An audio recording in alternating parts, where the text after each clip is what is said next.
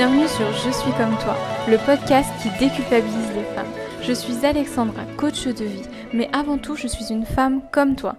Bonjour, je suis ravie de vous retrouver aujourd'hui dans ce tout nouvel épisode de Je suis comme toi, le podcast qui déculpabilise les femmes. Et pas des moindres, puisqu'aujourd'hui j'enregistre mon tout premier épisode solo. Alors comme avec mes invités, je vais vous partager un moment de vie difficile, qu'est-ce qui s'est joué en moi à ce moment-là, comment est-ce que je l'ai surmonté et quel est le conseil que je vous donnerais si vous étiez en train de traverser cette situation actuellement. Du coup c'est parti, on y va. Mais avant ça, je vais me représenter un petit peu pour celles qui ne me connaîtraient pas encore. Je suis Alexandra et je suis coach de vie. J'accompagne les femmes à retrouver confiance et estime d'elles-mêmes pour enfin vivre une vie épanouie et en accord avec qui elles sont vraiment. Du coup si je fais ce métier aujourd'hui, eh bien c'est en lien avec ma situation difficile que j'ai vécue. Alors rentrons tout de suite dans le vif du sujet, c'est parti. Donc le moment de vie qui a été difficile pour moi, c'est ma séparation avec mon ex que j'ai vécu en 2018, donc janvier 2018. Ça faisait 3 ans qu'on était ensemble et en fait ça a été une relation toxique tout au long, mais je ne le voyais pas, ou du moins je ne voulais pas le voir. C'était une personne qui n'était jamais présente, qui avait énormément de passion. Donc pour le coup je ne lui reproche pas du tout parce que j'ai aussi accepté ses passions. Donc qui avait énormément de passion et qui faisait toujours beaucoup de choses et finalement qui n'avait pas vraiment de temps à accorder à une femme. Donc j'étais souvent seule et ces moments de solitude étaient très difficiles pour moi. Donc ça c'était dans la relation déjà, pour mettre un peu de contexte. Mais c'est pas ça qui a été vraiment le plus difficile pour moi. Ce qui a été le plus difficile pour moi, c'est le fait que j'ai commencé à sentir en octobre 2017 qu'il y avait quelque chose qui se passait, qu'il était beaucoup plus distant, il allait à des soirées, qu'il rentrait beaucoup plus tard le soir. Malgré ses passions, c'était différent. Et puis il y avait eu... des nouvelles personnes qui étaient entrées dans sa vie par le biais de son travail et je me sentais plus sa priorité, enfin je sais pas trop comment dire, mais je sentais qu'il y avait quelque chose. Pour moi j'étais sûre qu'il me trompait et je suis devenue extrêmement jalouse, comportement que je ne présentais pas avant puisque ce n'est pas forcément dans ma nature et je l'ai jamais été avant tout ça. Donc du coup j'ai commencé à être jalouse, ça a commencé à créer des tensions et il y a énormément de personnes autour de moi, de notre entourage proche à tous les deux, qui me disaient que j'étais trop jalouse, qu'il n'y avait pas de raison de l'être et que c'était exagéré. Ok, pourquoi pas. Du coup, ça a été le premier moment qui a été difficile pour moi, le fait que je sois un peu prise pour une folle, j'ai envie de dire, enfin trop de jalousie excessive, alors que c'est vraiment pas moi. Du coup, ça c'est la première chose, mais le moment qui a été le plus difficile pour moi, ça a vraiment été le moment de la séparation. Un mois après, quand j'ai appris que finalement il était en couple avec la personne avec qui je le suspectais de me tromper. Donc finalement, mon intuition était bonne et j'ai été très déçue par les personnes qui m'ont dit que finalement non, j'étais jalouse pour rien, tout ça, puisque c'est des personnes qui le côtoyaient vraiment dans son cercle proche et notamment sur son lieu de travail. Donc ça a été vraiment très difficile pour moi et clairement je me suis sentie trahie. Et c'est marrant que je te dise ça parce que je suis en train de lire du coup les 5 blessures de l'âme et visiblement la blessure qui se rapproche le plus de moi, c'est la blessure de la trahison. Donc je suis en train de faire le lien un peu entre tout ça. Bref, on en reviendra plus tard à l'occasion d'un autre épisode de podcast. Ça a été vraiment la situation qui a été difficile pour moi.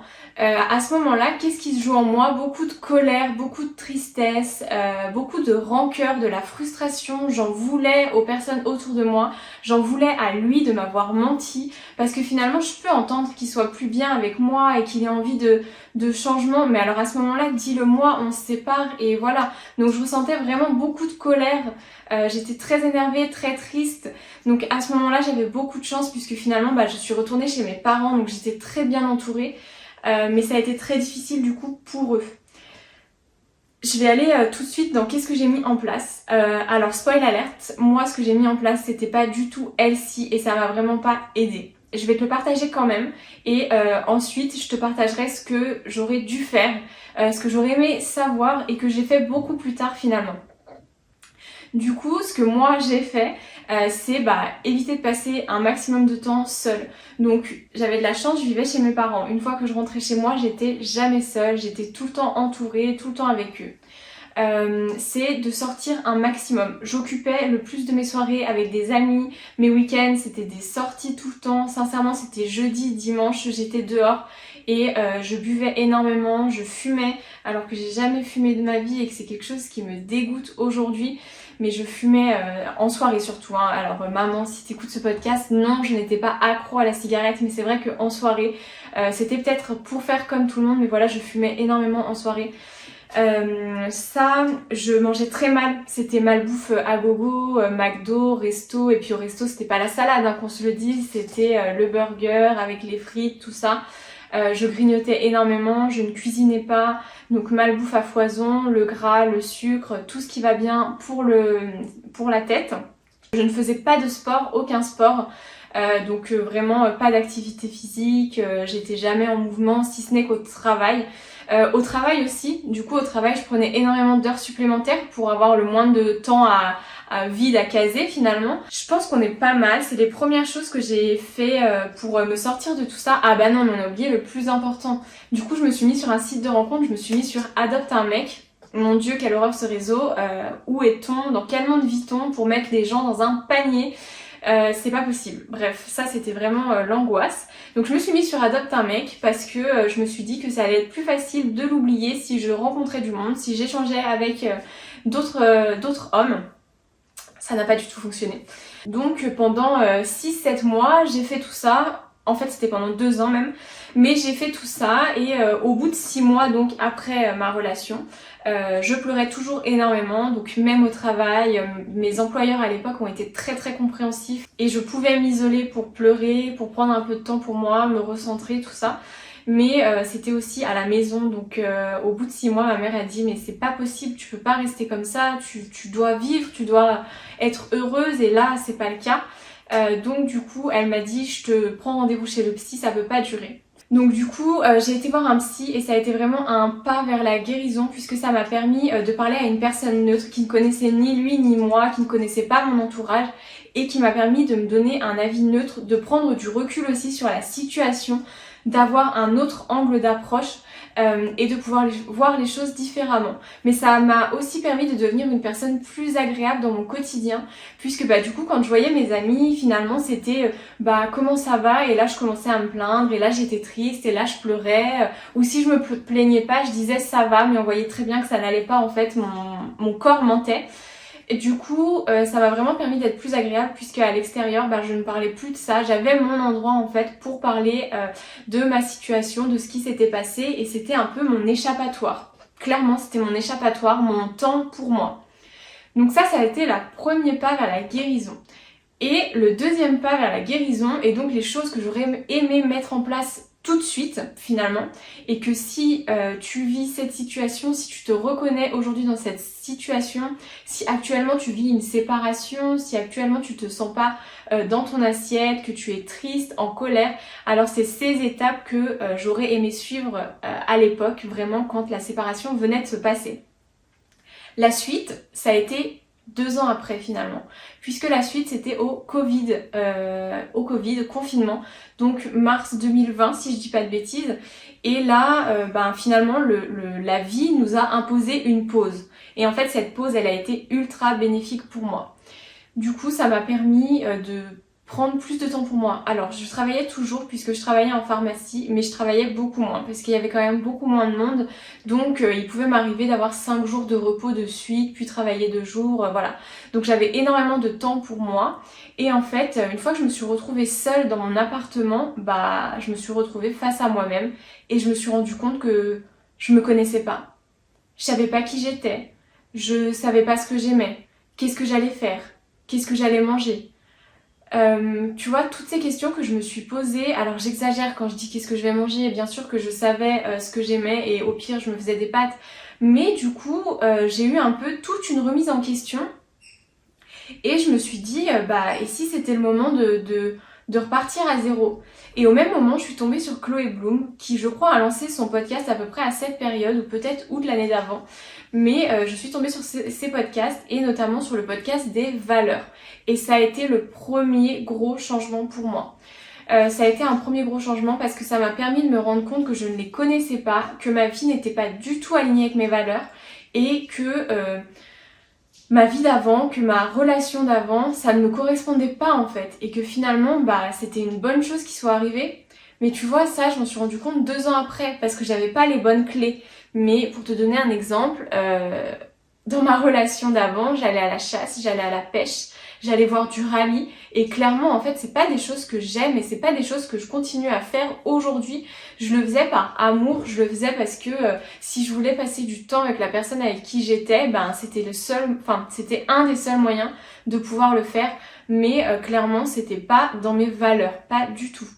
Donc ça m'a permis d'en prendre conscience, de vraiment le conscientiser. Je le savais, mais j'arrivais pas à me dire que c'était pas moi. Je me disais oui, mais j'aurais pu apprécier, peut-être que j'aimais, voilà. Alors à l'instant T je l'ai fait, je regrette pas de l'avoir fait, comme ça je sais ce que c'est, mais j'aurais pas pu vivre toute ma vie comme ça, puisque ce n'était pas en alignement avec moi-même. Du coup ça a été mon premier déclic d'écouter des podcasts et donc de pouvoir entamer un travail sur moi. En parallèle des podcasts, du coup elle donnait des livres à lire, des petites recos, tout ça, donc j'ai commencé à lire des livres de développement personnel. Pareil, ça m'a permis de travailler mon esprit et je me suis dit que c'était le moment idéal pour mettre en place des nouvelles habitudes. Du coup j'ai commencé un nouveau programme de sport. Et là, pareil, ça a changé ma vie puisque tous les jours, j'allais faire du sport, j'avais mon rendez-vous sportif, je me mettais en mouvement, je bougeais. Ça me faisait vraiment, vraiment du bien. En parallèle de ça, je suis rentrée dans un cercle vicieux, tu fais du sport, j'ai envie de dire un cercle vertueux plutôt.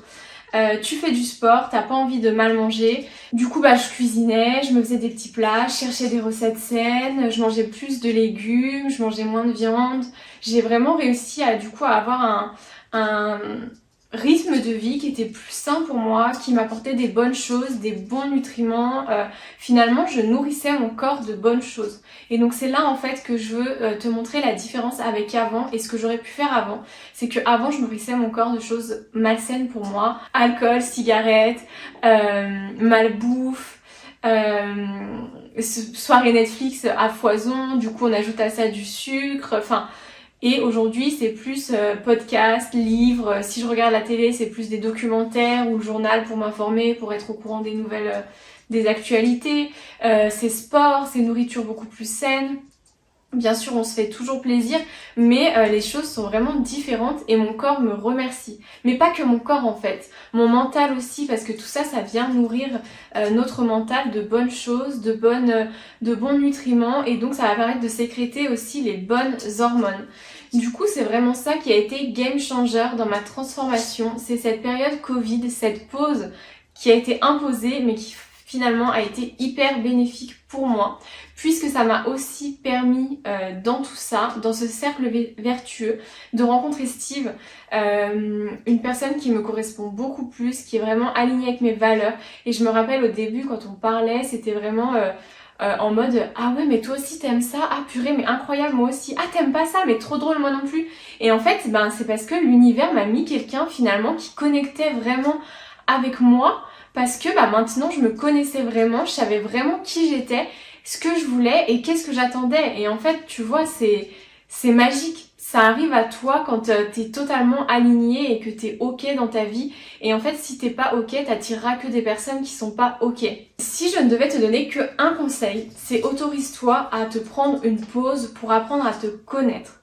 Tu vas me dire oui mais il n'y a plus le Covid. En effet il n'y a plus le Covid, mais quand je te parle de pause ça peut être 1 heure. Ça peut être une matinée. Alors oui, quand tu as des enfants, ça peut être plus compliqué, mais tu peux toujours demander à ton conjoint de les garder pendant 1 heure. Ou alors tu peux demander à tes parents de les garder une matinée. Ils seront trop contents d'être avec leurs petits-enfants. Je pense que tu peux trouver une solution pour passer du temps, pour t'accorder du temps seul. Pendant ce temps-là, qu'est-ce que tu vas faire ? Il y a plein de choses pour prendre soin de soi, pour apprendre à se connaître. Ça peut passer par un podcast, celui-ci par exemple, ça peut passer par de la lecture, ça peut passer par de la méditation, ou alors ça peut tout simplement être te faire un masque, ne penser à rien, écouter une musique douce derrière, juste faire quelque chose que tu aimes en fait. Ça peut être aller courir, aller à la piscine, aller au spa, vraiment tout ce que tu kiffes faire, et essaye pendant ce moment-là de penser à rien, ou ou juste de faire des exercices de respiration, de te poser des questions sur ta vie, qu'est-ce que tu aimes aujourd'hui, qu'est-ce que tu n'aimes pas, qu'est-ce que tu as besoin de changer pour atteindre tes objectifs. Ou alors pendant cette heure-là, tu peux te dire que tu rejoins un accompagnement de coaching, puisque finalement pour moi c'est vraiment ce qui a été changeant, c'est de me faire accompagner. Ça m'a permis de voir de nouvelles choses, d'être plus agréable dans ma vie quotidienne et d'apprendre à me connaître en profondeur. Du coup pour ça, ce sera ton me time finalement, ton temps à toi, 1 heure par semaine, tu auras ton rendez-vous avec ton coach et ça te permettra d'y voir plus clair et de restructurer un peu ta vie, d'améliorer ce que tu aimes, ce que tu n'aimes pas et de voir en quoi tu es aligné avec toi ou pas. Voilà pour mes petits tips, pour le conseil à avoir en tête.